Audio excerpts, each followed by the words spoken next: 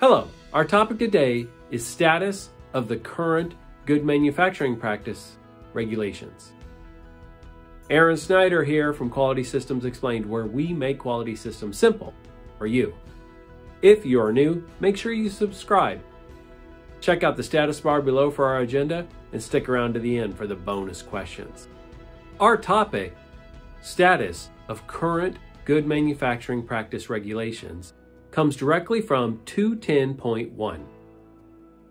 Status of current good manufacturing practice regulations in 5 words. Define framework for drug regulations. In 210, the FDA sets forth the regulations for any product that meets the definition of a drug for use in man or animal that is sold within the United States. There are 4 specific regulations called out, with some clarification for tissue-based drug products. The 4 regulations are Part 211, Current Good Manufacturing Practices for Finished Pharmaceuticals. Part 225, Current Good Manufacturing Practices for Medicated Feeds. Part 226, Current Good Manufacturing Practices for Type A medicated articles. And then finally, Part 1271, Human Cells, Tissue, and Cellular and Tissue-Based Products.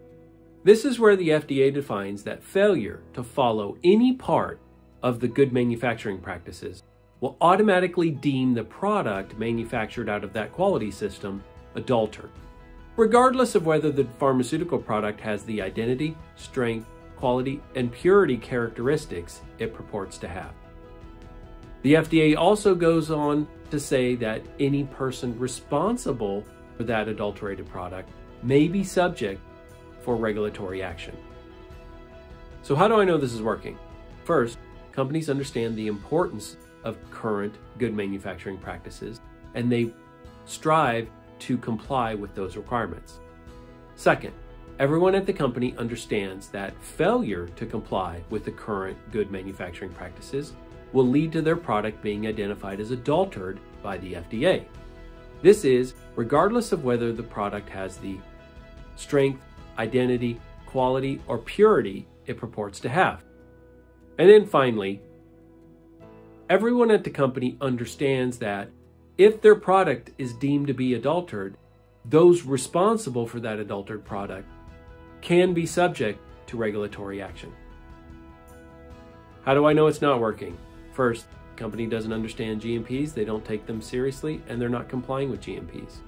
Second, employees don't understand what adulterated means. They don't understand what regulatory action means. And then finally, the company has products that they put in the marketplace where the strength, quality, purity, or identity could be challenged because of compliance issues with GMPs. And now for those 3 bonus questions.